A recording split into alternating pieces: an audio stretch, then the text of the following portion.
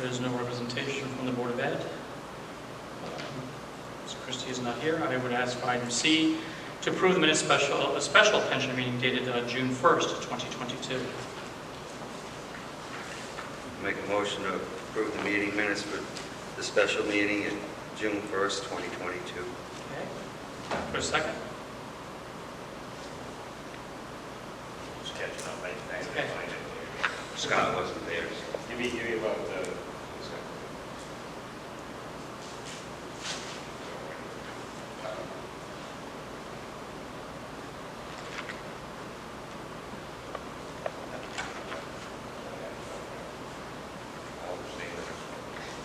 A second? I don't have... Oh, you don't have it in your packet?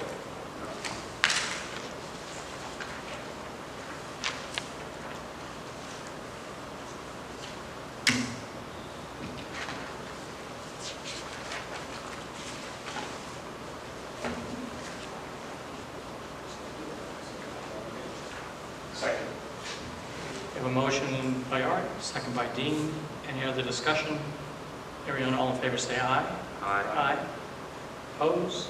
Abstain? I abstain. Hard to vote on something you're not there. Thank you.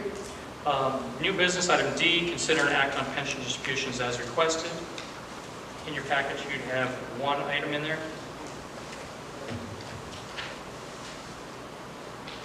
So, we do have a person who's been hired as of September 6th, 2005. Cynthia Matto is looking to put in completion of her service. She'd like to be able to be paid out in pension. You'll see that if you approve, it would be commencing October 1st, 2022 for the monthly amount of $771.06.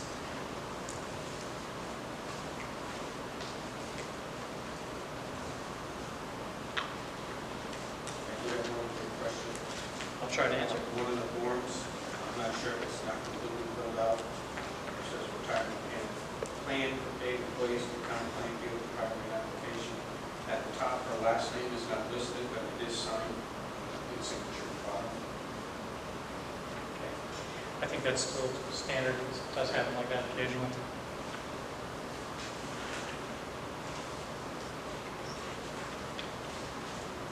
Have we read through? Any other discussion? If not, I would entertain a motion. I'll make a motion to approve the pension for Cynthia Matto in the amount of $771.06 per month, starting October 1st, 2022. Thank you very much. Any other discussion? Other than Cynthia has been a exemplary employee for many years, and I do wish her well in her retirement and thank her for many years of service. All in favor say aye. Aye. Aye. And move on passing those in. And at this time we entertain a motion to adjourn. So move. All in favor say aye. Aye. Aye. Thank you. The time is 6:49. Scott, second.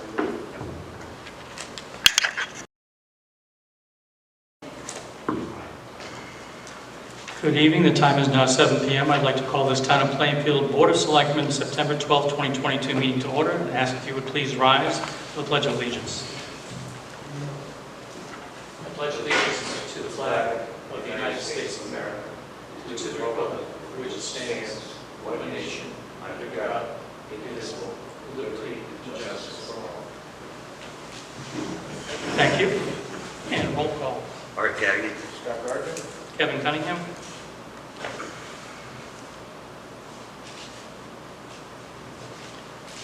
Item C, approved meeting minutes from the Board of Select meeting from 8/22.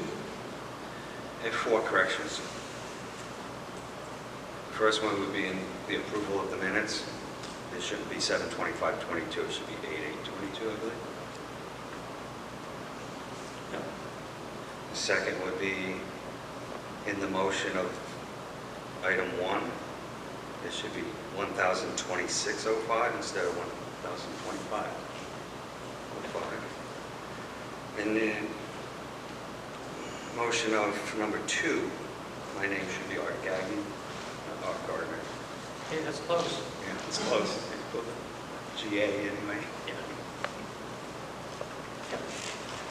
And then on item 4, in the motion, or in the write-up, you go down, Art Gagnon made a motion to accept J. E. Shea for $174,000. Scott Gardner seconded. Anything past that was from August 8th Previous. meeting, yes. So after Scott Gardner seconded, should we just Got it. all in favor? With those corrections, I'll make a motion to approve the meeting minutes for 8/22/22. Made a motion with 4 corrections.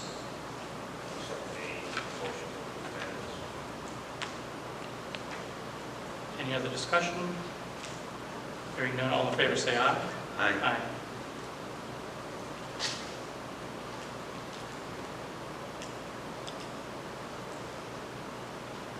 There is no old business. We would go right into new business.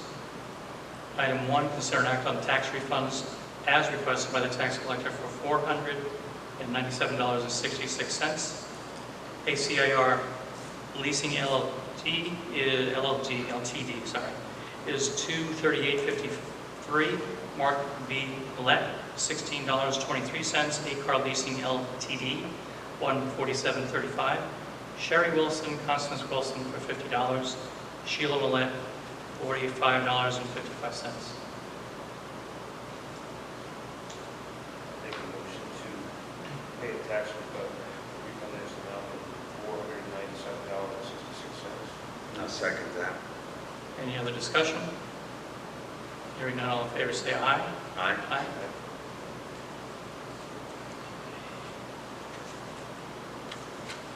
Item 2, discuss possible action on the town Plainfield procurement policy.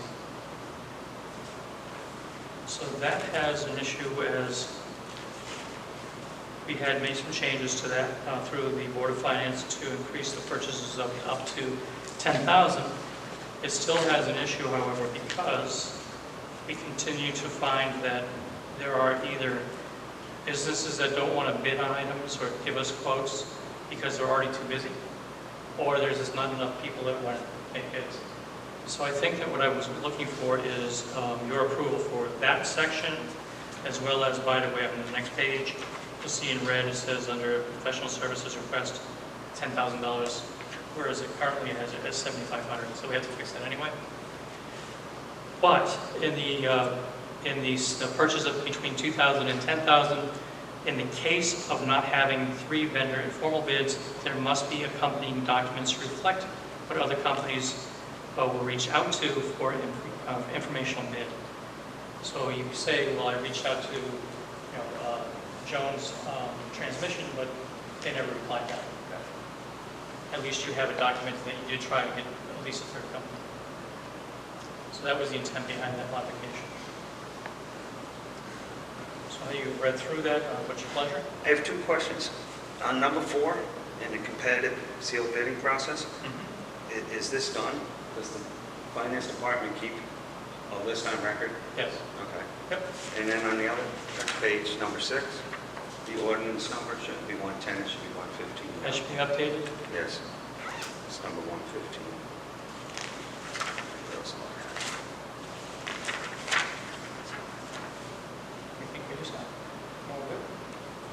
So if we're going to make a motion, it would be to make those changes. There would be 3 spots for the changes. One would be obviously with the purchases of between 2,000 and 10,000. In the case of not having 3 vendors in formal bids, there must be an accompanying document to reflect what other companies will reach out to for an informal bid. And then the change on item 6 to change the ordinance number to correct it to 115. And then under professional services request for proposal, item 2 to modify that to be equal to the 10,000 looking for original. We already changed this. Purchases 10,000 more? Yeah. We did that. Yeah, but we forgot to do this the second page. Gotcha. So I would look to entertain a motion to accept with those 3 changes. Make a motion to accept the procurement policy with the 3 changes listed. Any other discussion? Hearing none, all in favor say aye. Aye. Aye. All right, now we get to sit back a little bit because it's discuss updates with Plainfield Police. Yeah, that's you. Thanks, First Selectman. Obviously, I meet with First Selectman regularly to discuss different things that we need or things that broke. And I really don't often come here enough to actually fill the whole Board of Selectmen, other than you get it from the First Selectman. And if you have any questions, it's hard to get that answer. You know, hopefully, if you do have questions, you can ask me directly, and I'll be able to answer those for you. But I kind of want to try to give you an update as to where the PD stands, where we are moving in the future, projects or issues that we have, because a lot of times people really don't hear about them. And one of those being is our heating and cooling. Our heating and cooling unit, we have 3 of them that do the entire building. Unfortunately, they are roughly 15 years old or so, if not more. And we actually had one that completely malfunctioned. We had a repair company come out 3 times to get it going, and then within a week or so, it's back down again. It had multiple holes in it that needed to be replaced. What people don't realize is that that unit actually heats and cools our jail cells. And unfortunately, that area reached up to almost 90 degrees while we had a prisoner in there. Obviously, I don't care what that person's done. The town of Plainfield is responsible for that prisoner that's in that cell to make sure he doesn't have heat stroke and to make sure he's getting supplied the right things. So at that point in time, and a good point that we made regarding the procurement policy, technically we needed 3 bids. We couldn't get it. It was very difficult. We got to it, everything was happening so fast because at the same time I couldn't believe anybody in that cell. So we ended up getting 2 bids. One of them was way much more than the other one, and then we had to move forward right away to replace that unit at approximately, I think it was about 7,000, and the other bid came in over 10. So it worked out really well. The company came in, did a great job. But that's another instance right there where we had a very difficult time trying to find 3 bids. And something that needs to be done real fast because either, again, everybody's booked up or people just are not coming, not returning calls, and we're caught because it needs to get done. I want to talk a little bit about, as you know, that the town, if you have any questions about that at all? No? I want to talk a little bit, the town went to a new payroll system, more digitized, more like today's era, which is great. The problem is we're using scheduling software that dates back literally to the 80s. That hasn't changed. So our way of doing our scheduling and doing our payroll does not mesh with ADP because officers work 4 days on, 2 days off. They have different time off, whether it's holiday pay. A lot of that has to be figured into the ADP payroll system. The thing is, what we're having is it's not functioning correctly. So we have somebody that's spending almost 2 days trying to figure out payroll with the town's payroll so we can enter everybody's data. So what we needed to do, we needed to somehow bridge that information where the PD puts the information in and it automatically uploads to the payroll so we know exactly what's taking place.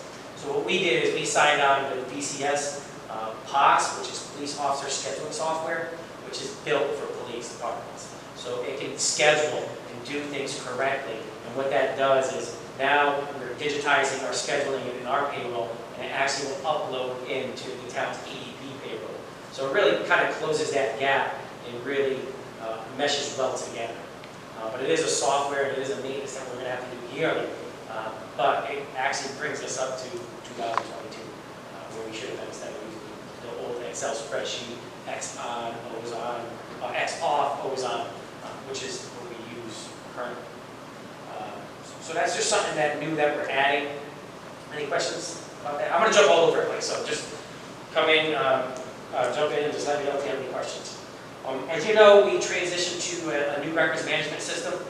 This controls everything for the department. Your name, where you live. We've been there before. Do you have weapons? Have we had calls for service in the past? Did you have any criminal history? That controls pretty much all the records at the PD. Obviously, it faltered, especially with the ransomware attack. But we already had approved for a new system. We're in that new system right now. We actually went live with that new system July 18th. The problem is that we're having is when the town approved that, and they also approved the equipment associated with it. So talk, our mobile data terminals inside the cruisers could communicate with dispatch. Again, what is the problem that we're having? Well, right now, we're having a problem getting our modems, which communicates from the car to dispatch. We can't get it. So the ones that we were quoted, or the ones that we were going to get, are 6 months out, 8 months out, if not more, but we can't get it. It's going to be one or the other. 6 months come, they're going to tell me it's another 6 months, and they're going to say, sorry, we can't get it. So what we had to do is change our work order to actually get different modems that are about 2 to 3 weeks out. Obviously, what happens there? And we have a cost differential. So we're at a differential of about $2,000 from what we were initially allocated for those modems. We're going to end up being able to transition probably a line item transfer, or to be able to take it out of our computer line item to cover that cost associated with it. But again, these are the problems that we're having. So now I have this records management system that works right inside the building. My cars, the cruisers, they can't communicate with dispatch via the computer system to have the cops be able to do their own reports inside the cars, send messages in the cars, be able to run somebody's personal history. They just have to rely on the dispatcher, who's also answering 6 phone lines, dealing with walk-in complaints as well. So it becomes difficult when you have 2 or 3 cops on that are requesting information, but the dispatcher is also dealing with somebody in the lobby as well as before. Excuse me. Yeah. When you get those in 2 to 3 weeks, how long is it going to take to get them up and going? So it's a great thing. So good question. Probably within a month or 2. That's the goal, depending on any issues. Our mechanic, the town's mechanic, is the one that's going to be installing it.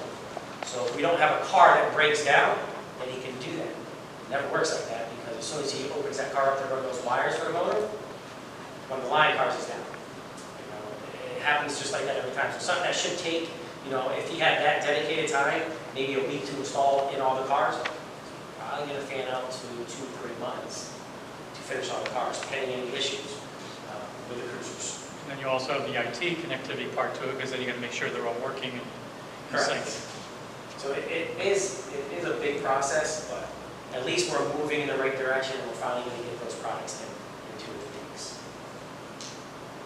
As you know, we have been allocated in this year's budget $100,000 to install an evidence storage building to also be doubling up as a garage. I've been in contact with the town's building officials and zoning and to go over plans on where we anticipate putting this building. Again, obviously, as we know, everything has been skyrocketing in price. We're hoping to keep it at the $100,000. We may have to do certain things in steps. We may have to just put up the building, and then next year, now run the electricity and the heating and cooling to it. Don't know where that's going to take us. I don't know what that's going to cost. I know the town put up one, but ours is actually going to be very different, and it's actually going to be larger. So you got to remember too that it's going to store evidence, so we have to make sure it's secured. It's going to have that video surveillance. So in essence, we're going to have to figure out exactly what we can do within that budget, and then have to wait for next year possibly to do different aspects to make it secure and finally start to store evidence in that building. At the same time, it's also going to double up to house our mobile command, which is a 200,000+ vehicle that is sitting out there getting weather that we use. The problem is it's getting beat up because we got it from the fire department. Now, they always housed it in the garage. Well, we're housing it outside. It's a problem. That's why they can keep it so. It's a 1996, but it's also a $200,000 to $300,000 piece of equipment that we probably would never be able to get if the fire department didn't donate it to the police. It's a huge asset for us. It helps us in every major crime. It has a huge light tower. If we have a crash and we can bring that out, we can light up the whole street. The problem is when it starts sitting, we know what happens. It starts rusting. It starts beating up. So the average storage is going to act as a double with a garage and the average storage. Question there? Staffing. So we're allocated for 20 police officers, and that includes myself and the deputy chief. As of right now, we are at 17. We're in the process of hiring a certified police officer from another local agency. However, that's going to be a little bit of a process. When we hire a certified officer, that's great because that gets them on the road much sooner. If I was to hire a brand new officer, just starting out, never been to the academy, that officer is going to receive a salary right away. He's going to receive benefits right away. He's going to receive uniform allowance right away. I also have to pay to send him to training. Then afterwards, I got to allocate several officers to train him for 3 months out after that, pending no issues. So in essence, if I hire you tomorrow, you're really no good until 1 year. 1 year is the safe. So now I've invested, let's say 75, even 80, even if not more, on you just to get you trained to where you're at, to be able to patrol the streets and go out on your own. It's a lot of money to invest, which that's how officers start. I get it. I need officers now. It's very difficult. A town our size, you're not going to find a town our size that has less officers than us. You're going to find Plainfield at the bottom every single time. So this certified officer is certified in the state of Connecticut, and technically will be able to start within 2 weeks. So I don't have to send him to the academy. He's going to have a short field training, so we're going to see how he is, because he already has that training. He's just coming in, and he's going to have that short, could be 2, could be 3, could be even less, depending on his abilities and how long it takes him to learn the way we operate here at the town of Plainfield. So that's really a positive on that aspect, but that still leaves 2 more open slots, which we anticipate on putting 2 brand new officers into the academy at the end of January, give or take. That will put us up to the staff of the allocated 20 that we have. If you've seen possibly in budget meetings or other meetings I've had, whether you've been to any police commission, which probably not, you'll know that I'm trying to increase the force to an officer level of 23. I've talked about that in the past. I'm trying to get these numbers, but I don't think it's cost beneficial to the town for me to just, okay, I need 3 new officers now. One, I have a hard time getting. On Sunday, we had a physical agility test at the high school, Plainfield High School, for multiple towns. The whole eastern side of Connecticut. It was Putnam, Willimantic, Groton, Norwich. Everybody is trying to find applicants. We had 14 for 22 towns. Out of those 14, 6 or 7 failed. So that less 6 or 7. We're hiring 2. So Willimantic is probably hiring 2. Norwich is hiring 5. We're already down to 5 or 6, and we're hiring 2. So we're having a hard time finding a candidate that, 1, is past the physical agility, 2, past the background, and when we do, we're all fighting for that same person. So it's just something to keep in mind that it is very difficult. You don't think I'd get it if the town said, okay, yeah, we'll give you 3 right now. It's going to be very difficult just getting those officers and trying to find them. So I'm trying to span it out over the course of 3 years by adding the officer, taking time, finding that right person, and then move on to the next year and do the same thing. So that's the goal of how we transition to that 23 level. And you're probably like, how do you come up with that 23 number? Well, it's based on scheduling and how many officers can be on at a certain time, whether the officer takes a day off, whether they're on vacation. As of right now, you might only have 2 officers on a really good day, you'll have 3. During the day shift, I'll be there, maybe somebody on the detective will be there, so maybe you'll have 5. You don't have 5 patrolling the streets, you'll have 2 that are responding to all the calls. So just trying to increase that level for our size of our town, that is roughly 43 square miles and over 15,000 people. So just trying to get to the appropriate number of that 23 in states. Question on that one. Yeah. It doesn't concern the town so much. I know you're having a hard time finding officers, but have you had any talks with the BOE about at least getting somebody in high school and central schools? Yeah, so, yes. That's a whole nother thing. What you've seen is a lot of towns doing. Killingly, our constabulary force, they're a little different. They're starting out, and they work under the state police. They already have a resource officer, and now they're adding 5 armed security. Putnam added a school resource officer, so that means, let's say they're allocated for 16, they add another slot, that's 17. Okay, so, and they have 4 armed security officers. So what people also don't realize is that armed security, they actually have to be retired law enforcement. So you can't just say, okay, I'm going to make John over here armed security. Well, state statute says if you're going to do that, that person needs to be a retired officer or a retired state trooper in order to be armed in the schools. So yes, I've been working with the superintendent. It's a whole other topic. Yes, we need school resource officers in the school. You can call me biased, I love one in every school. Do I think it's cost beneficial for the town of Plainfield? It probably costs roughly $500,000 to put a cop in every school.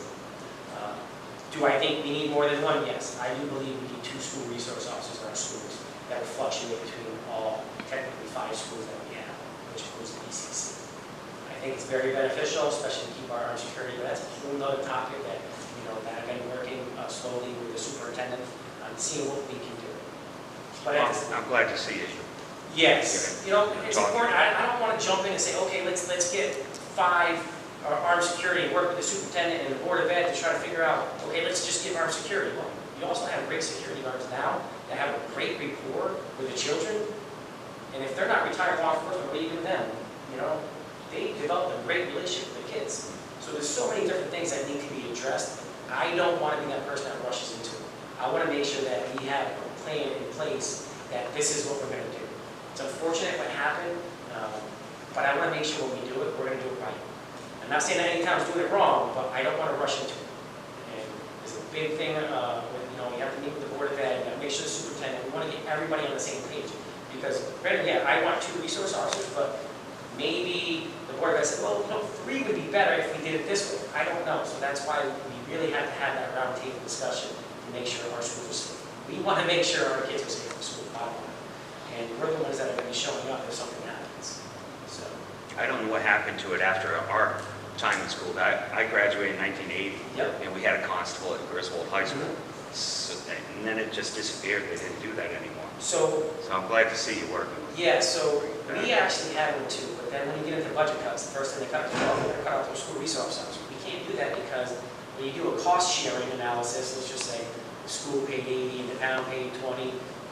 Well, when they cut, now where do I get the other 80,000 to keep that cut? So it really has to be worked out correctly because we have school resource officer for quite a while, and it's phenomenal because you rely on it.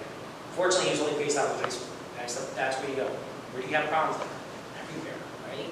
So if I was to have 2, I wouldn't have them just stationed. They'd be fluctuating, between all the schools. And again, it's so early on that, I don't want to overspeak for the superintendent because we've been meeting together, we've been discussing different things, different communication between the schools and the police to try to limit time. That makes me happy. You're working at it. Yeah, we are working on it, that's for sure. I'll try to keep this brief as much as possible. So next year, we'll talk about next budget. I said I wanted to increase our staffing level. Another issue that we are facing is a police accountability bill. I'm sure everybody's heard. It's always a lot of things, whether it's body cameras, dashboard cameras. You need this, you need to become accredited, whether it's federal or national or state. There's so many different laws that are out there now about accreditation and what we need to do. So, unfortunately, it's a full-time position. The state says I must be state accredited by 2026, fully accredited by state of Connecticut. Well, there's only a few agencies in the state of Connecticut that are actually already accredited. How do we get there? Well, they break it down into different tiers.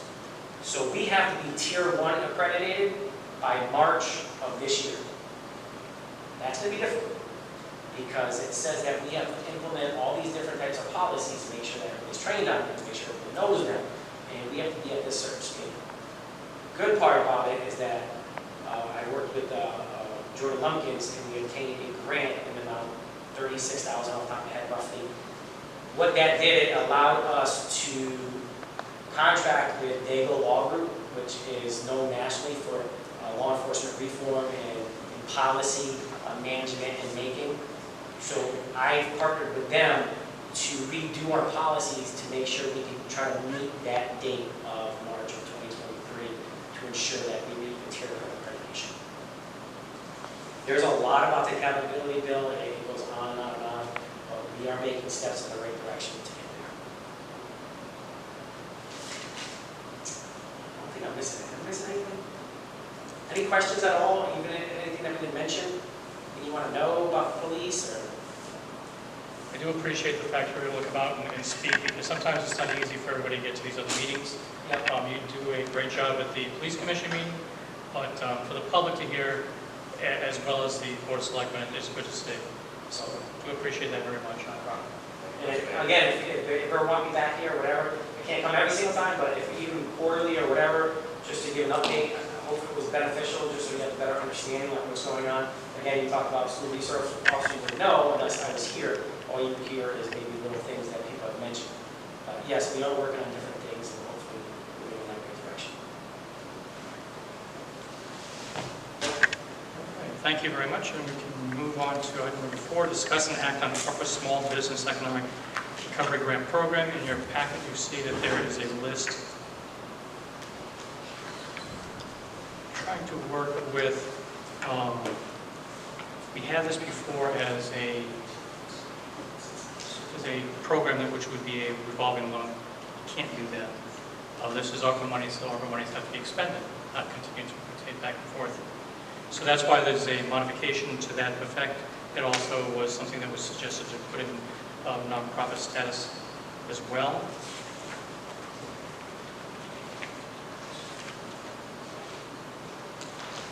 There's also a section there for application.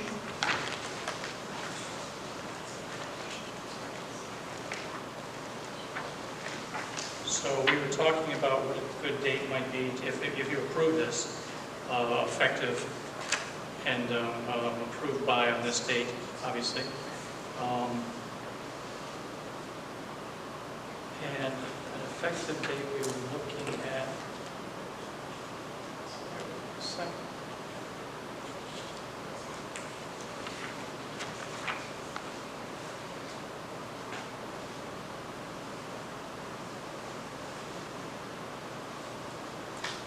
looking to make this effective so that people can start putting applications in for October 3rd.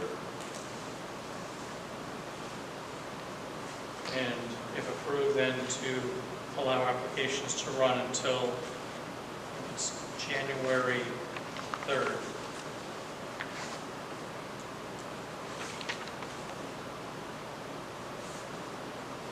And that would be for the first round of applicants.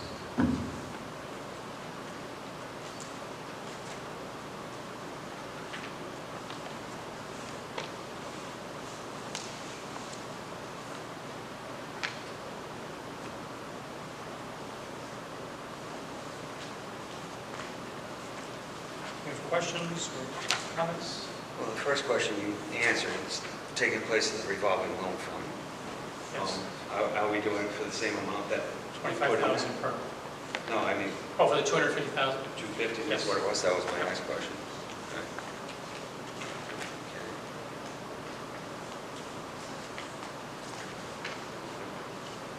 That's all I have.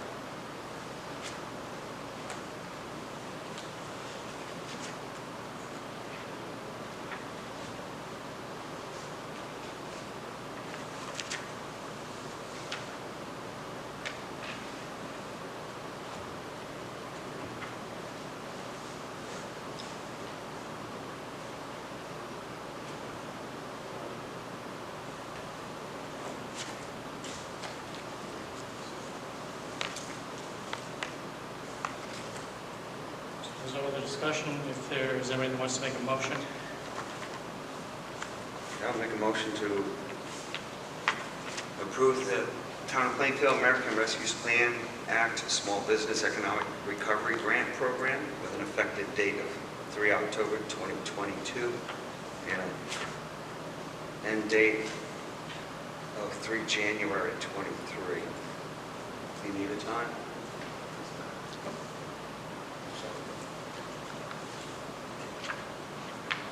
any other discussion? Hearing none, all in favor say aye. Aye. Aye. Thank you. Item number 5. So we had a, obviously because if you were on the pension meeting earlier, you saw that there was a retirement from the town clerk's office. Therefore, we had been searching for someone and gone through an interview process and hired you an employee.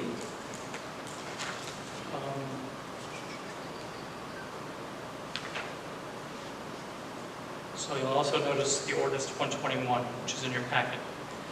The town clerk has the powers and duties prescribed by law and may, with the approval of the Board of Selectmen, appoint an assistant town clerk who, having taken the oath provided by the town clerks, shall, in the absence and the inability of the town clerk, have all powers and perform all duties of the town clerk. So that's why we're here tonight. If you wanted to speak just briefly on the employee. Autumn Jackson, she's a recent graduate from Plainfield University. She's got a degree in English. She's a huge asset to this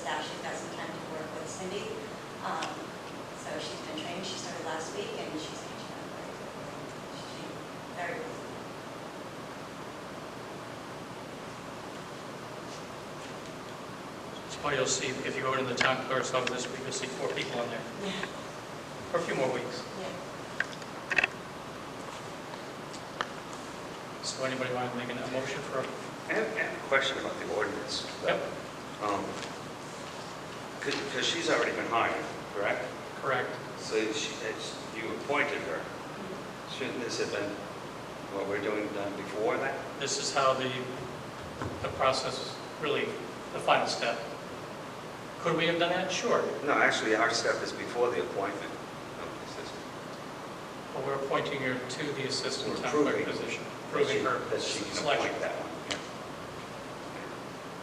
Trying to get her as much time for education as possible, so that's why we moved. Cindy's got a wealth of knowledge to share, so trying to get as much time together with the two of them as possible before she enters her retirement.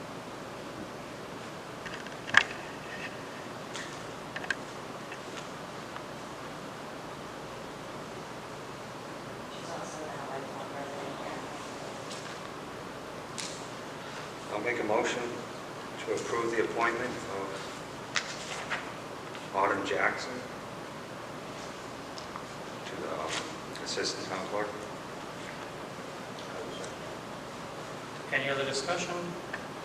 Hearing none, all in favor say aye. Aye. Aye.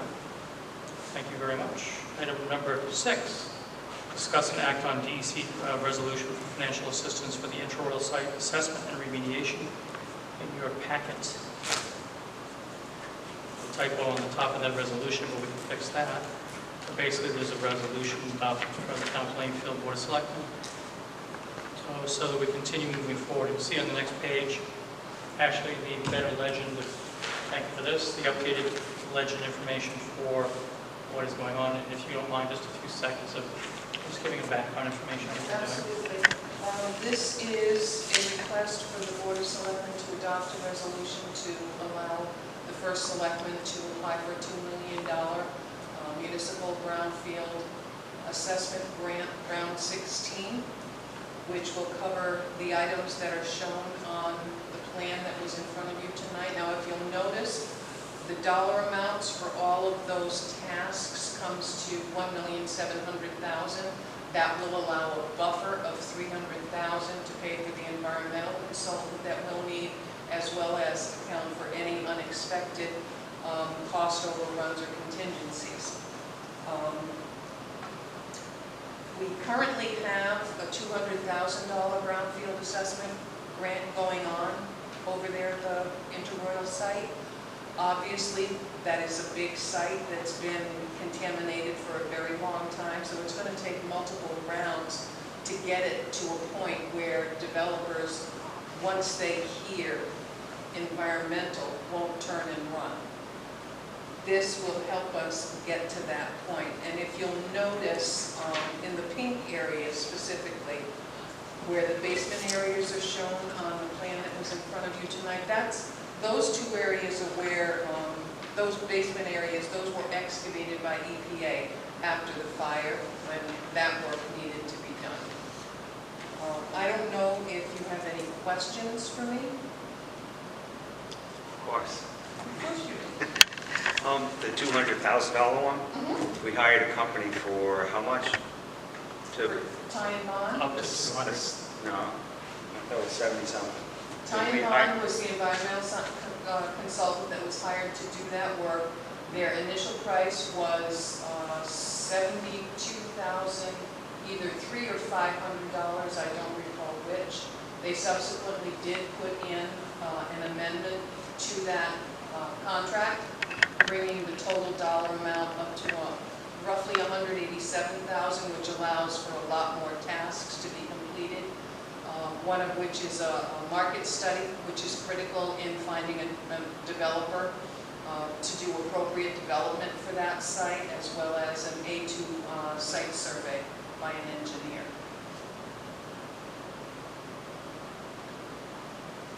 They've already done sampling, they've done phase 1, 2, and 3 environmental site assessments. Partially, they cannot get to some of the areas that they need to sample because of the unsafe condition of the buildings. the town's attorney has requested the court to issue a court order to allow the town, or if this grant is approved, a consultant contractor to go in and demolish the buildings, selective demolition at this point in time, so that they can actually get into those areas where it's unsafe to go right now to get the environmental samples that they need for those. My question is, because I know the town of Plainfield doesn't own it, No, so how are we doing this? that's far as why we demolition. requested, the building official had sent Interroyal Corporation at its last known representative listed on the assessor's records in order to demolish. And that letter came back unclaimed because there is no entity anymore. So the court order, which would allow us to hire a contractor to go in and do the selective demolition. And that was the town's attorney filed on the 7th of this month, a request for default judgment because the property owner, though they're defunct now, they didn't respond to the Failed court to be notice. recognized. Yeah.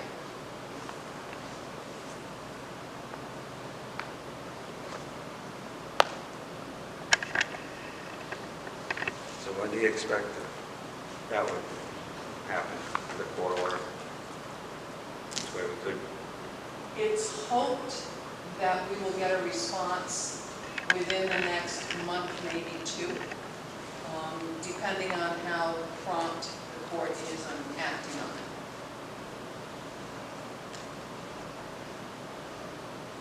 And this grant is due on the 23rd of this month.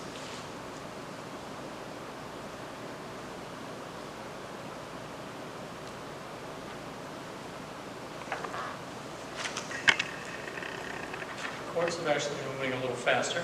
There's a few things that we've been working on recently with local cease and desist orders, and they've been working on it, actually starting to move. So hopefully this is something from the court system to allow us to do a selection passing morning, do some pushing back some of the materials so they get to the test panels, get some more samples taken out properly. And by the way, with doing that, does that make it so that we're looking towards the final pieces that we need for phase 4? Or There is no phase 4. is not? It's just because it's a big site, basically this proposes taking steps in phases, each portion of the site. The work that's involved with this particular grant application, if the funding is approved, once we get the funding, if the court order is approved by the judge, which presumably it will be, and hopefully it will be, maybe a 6-month process for most of this work to get done. That's the final information for the report? At that point, that's the final information then? For the Not report? yet, no, that will take approximately, for the full final documentation, that would be about a year.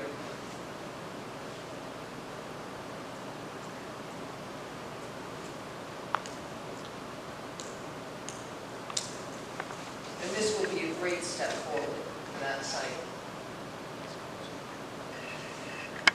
So the resolution is really the bottom half, and it's the top half that's signed off by the, if you so approve, it will be signed off and approved through the certification through the town clerk. So whereas pursuant to Connecticut General Statutes 32-763, the Connecticut Department of Economic and Community Development is authorized to extend financial assistance for economic development projects, and whereas it is desirable and is in the public interest that the town of Plainfield make the application to the state for $2 million in order to undertake the interrural site assessment and remediation and to execute an assistance agreement. Now therefore be it resolved by the town of Plainfield Board of Selectmen.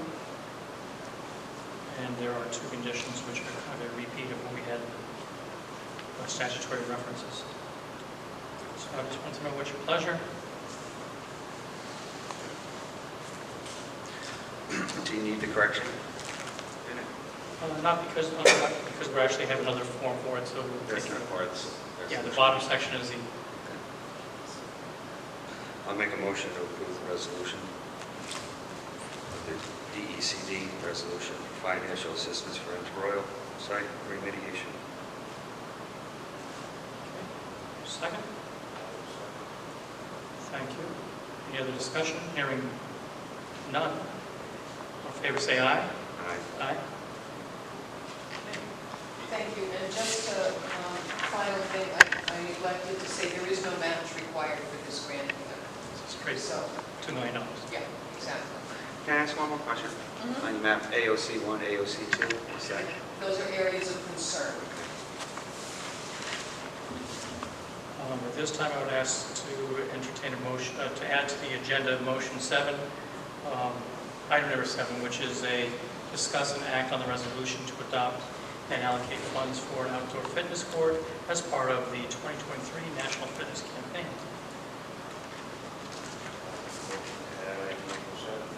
Okay, thank you. Motion has been made to, Second. thank you.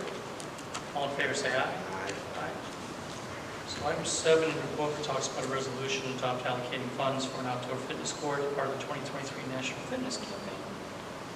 Alrighty, so the whereas are listed for the grant application for initiatives to install and activate the outdoor fitness courts. Whereas Town of Plainfield will accept $30,000 of national grant from the NCF Grant Committee and statewide partners, and provide a local match in the amount of $112,350 to promote and implement and free the public outdoor fitness courts. And whereas the Town of Plainfield will secure supplemental funding as needed through community sponsors, which will be available to committed to this program for the purchase of outdoor fitness court.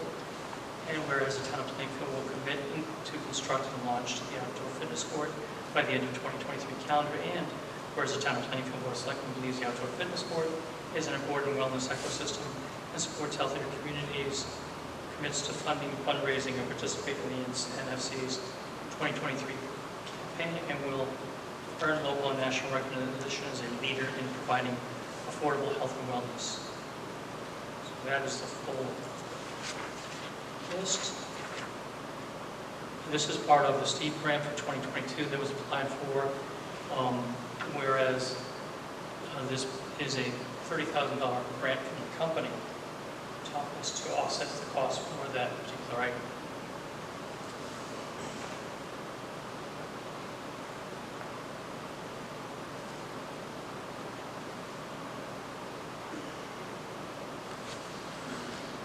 So in the August resolution, the August 8th, with the steep grant, was it included in the grant, what was going Yeah. to be in? Was it?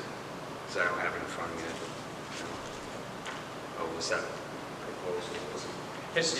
It is a proposal. If you take a look at the last. It wasn't in the resolution itself. Right. Right, okay. Yeah, but take a look at in the memo on the second page. That's what I was looking at. Yeah. That's why it says which included, and the resolution included this. And I didn't think it specified in the resolution. Yeah. I didn't. Okay. So it was, the resolution is purely procedural, so that it's not a contract. So in case this doesnn't go forward, it's with STEEP monies, and we're not obligated to take the monies and move forward just with this one item. So, but if it does, if we do get approval from STEEP, then we'll go forward. My question was, if we as a town had decided that we wanted a fitness center there, or if we wanted to keep it apart, have we brought that to the public? Was there a survey on that? There was a survey done. And we got the results of that? Yep. And that's what we want. Budget. It's widespread enough to, what was it a Facebook survey? It was online to the public on the recreation area. My only concern is because it's our own park and walking distance down here. And, same concern. So yeah, it's like, you're not going to have a park anymore, it's going to be a fitness center. That's just one Golf component. courts, yeah.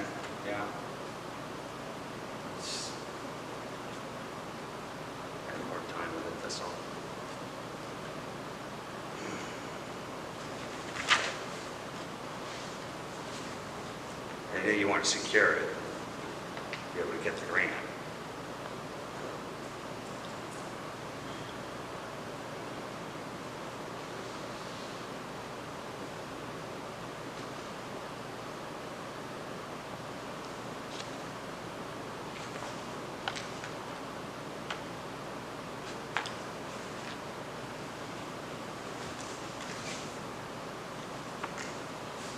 Any other discussion?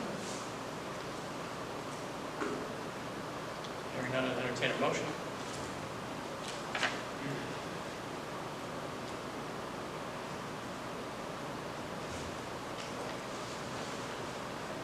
We're not in agreement on the last time, so we have the presentation, but I'm still in favor of this resolution, so I would make a motion that we accept the resolution.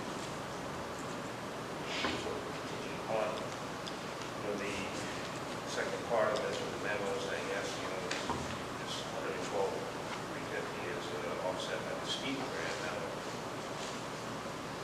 you read the steep grant, then they were looking at it. Okay, so you are in favor of the resolution to adopt and allocate funds for an outdoor fitness court as part of the 2023 National Fitness Campaign. Second?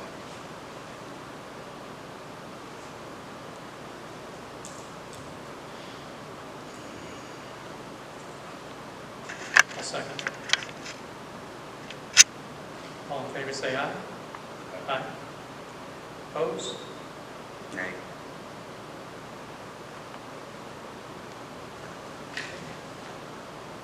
The ayes have it. We'll move that forward. There are no other items at this moment. I do know that they're still working on a presentation from Bike Night to the Recreation Department for the monies that they raised for the Recreation Department for playground equipment, October 6th at 6 p.m. at the Music Lane. Unless there's anything else for other, entertain the motion to adjourn. So move. Second. All in favor, say aye. Aye. Aye. We're adjourned at 7:49.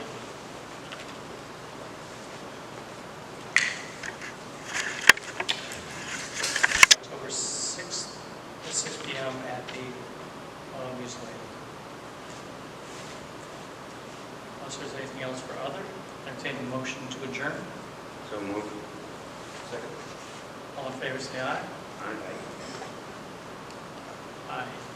We're adjourned at 7:49.